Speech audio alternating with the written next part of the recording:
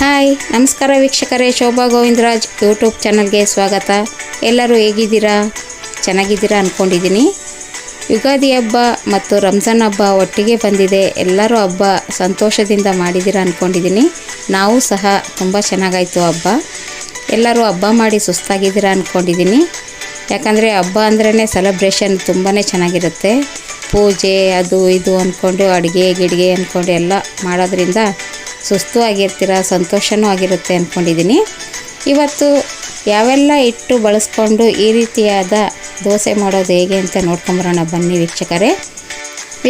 ನಮ್ಮ ಚಾನಲ್ಗೆ ಲೈಕ್ ಮಾಡಿ, ಶೇರ್ ಮಾಡಿ, ಸಬ್ಸ್ಕ್ರೈಬ್ ಮಾಡೋದು ಮರಿಬೇಡಿ. ನೀವು ಸಬ್ಸ್ಕ್ರೈಬ್ ಮಾಡ್ತೀರಾ ಅಂತ ನನಗೆ ನಂಬಿಕೆ ಇದೆ.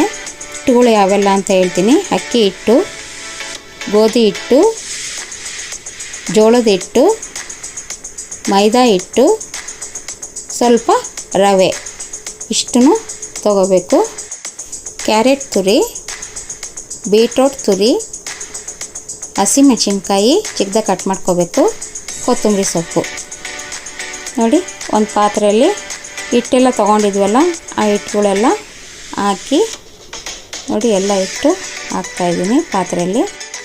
ವೀಕ್ಷಕರೇ, ಸ್ವಲ್ಪ ರವೆನೂ ಹಾಕಿ, ಯಾಕಂದರೆ ರವೆ ಹಾಕೋದ್ರಿಂದ ಗರಿ ಗರಿಯಾಗಿ ಚೆನ್ನಾಗಿ ಬರುತ್ತೆ, ಅದಕ್ಕೋಸ್ಕರ. ವೀಕ್ಷಕರು ಈ ರೀತಿ ಮಾಡಿ ತುಂಬ ಚೆನ್ನಾಗಿರುತ್ತೆ.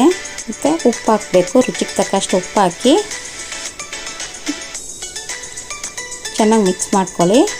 ನಂತರ 2 ಗ್ಲಾಸ್ ನೀರು ಹಾಕ್ಕೊಂಡು ಚೆನ್ನಾಗಿ ಕಲಿಸ್ಬೇಕು. ದೋಸೆ ಬ್ಯಾಟರ್ ಬರುತ್ತಲ್ಲ, ಆ ರೀತಿಯಾಗಿ ಚೆನ್ನಾಗಿ ಕಲಸಿ. ನೋಡಿ, ಈ ರೀತಿಯಾಗಿ ಕಲಿಸ್ಬಿಟ್ಟು ಒಂದು 5 ನಿಮಿಷ ರೆಸ್ಟಲ್ಲಿ ಬಿಡಿ. ನಂತರ ದೋಸೆ ಹಂಚಿಗೆ ನೋಡಿ ದೋಸೆ ಹಾಕ್ಬಿಟ್ಟು ತುಂಬ ಚೆನ್ನಾಗಿರುತ್ತೆ. ಎಲ್ಲ ಹಿಟ್ಟುಗಳು ಮಿಕ್ಸ್ ಮಾಡಿ ತುಂಬ ಚೆನ್ನಾಗಿರುತ್ತೆ. ನೋಡಿ, ಇದು ಪ್ಲೈನ್ ದೋಸೆ ಮಾಡ್ತಾಯಿದ್ದೀನಿ. ವೀಕ್ಷಕರೇ, ಹಬ್ಬ ಹೇಗೆ ಮಾಡಿದ್ರಿ ಅಂತಂದೇಳಿ ನನಗೆ ಕಮೆಂಟ್ ಬಾಕ್ಸಲ್ಲಿ ತಿಳಿಸಿ. ನೋಡಿ ಎಷ್ಟು ಚೆನ್ನಾಗಿ ಬಂತು. ಇದು ಪ್ಲೈನ್ ದೋಸೆ. ನೋಡಿ, ಈ ಥರನೂ ಮಾಡ್ಕೋಬೋದು. ನೆಕ್ಸ್ಟ್ ಇನ್ನೊಂದು ದೋಸೆ ಹಾಕ್ತಾಯಿದ್ದೀನಿ. ನೋಡಿ,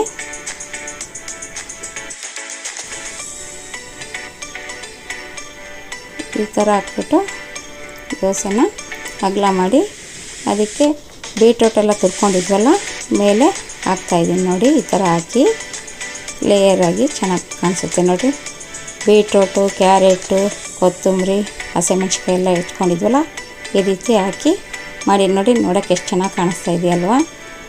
ಎಲ್ಲ ಹೆಲ್ತಿ ಫುಡ್ಡೇ ಇದು, ಚೆನ್ನಾಗಿರುತ್ತೆ. ನೋಡಿ ಎಷ್ಟು ಚೆನ್ನಾಗಿ ಬಂದಿದೆ. ನೀವು ಈ ರೀತಿಯಾಗಿ ಮಾಡಿ ನನಗೆ ಕಮೆಂಟಲ್ಲಿ ತಿಳಿಸಿ, ಚೆನ್ನಾಗಿ ಬಂದಿದೆಯೋ ಇಲ್ಲ ಅಂತ. ನೋಡಿ, ಎಷ್ಟು ಚೆನ್ನಾಗೂ ಎದ್ದಾಳ್ತಾ ಇದೆ ದೋಸೆ. ನೋಡಿ, ತಿರುವು ಹಾಕಿದ್ದೀನಿ. ವೀಕ್ಷಕರೇ, ಸಬ್ಸ್ಕ್ರೈಬ್ ಮಾಡಿ. ಎಷ್ಟು ಚೆನ್ನಾಗಿ ಅನ್ನಿಸ್ತಾ ಇದೆ ನೋಡಿ ದೋಸೆ, ಕಲರ್ಫುಲ್ಲಾಗಿ. ಮಕ್ಳಿಗೆ ಕೊಡಿ, ಒಂದೇ ನಿಮಿಷಕ್ಕೆ ತಿಂದಾಕ್ಬಿಡ್ತಾರಲ್ವ.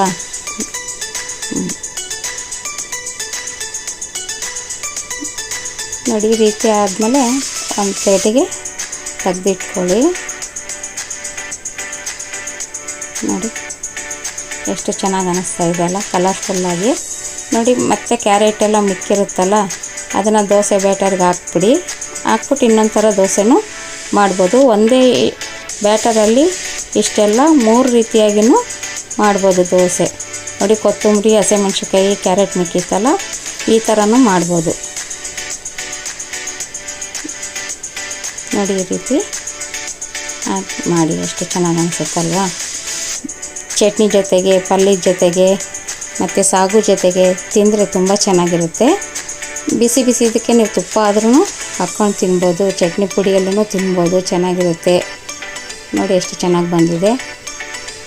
ವೀಕ್ಷಕರೇ, ಈ ಥರ ಮಾಡಿ ನನಗೆ ಕಮೆಂಟಲ್ಲಿ ತಿಳಿಸಿ ಯಾವ ರೀತಿ ಬಂತು. ನೋಡಿ, ಒಂದೇ ಹಿಟ್ಟಲ್ಲಿ ಎಷ್ಟೆಲ್ಲ ಮಾಡ್ಬೋದಲ್ವಾ?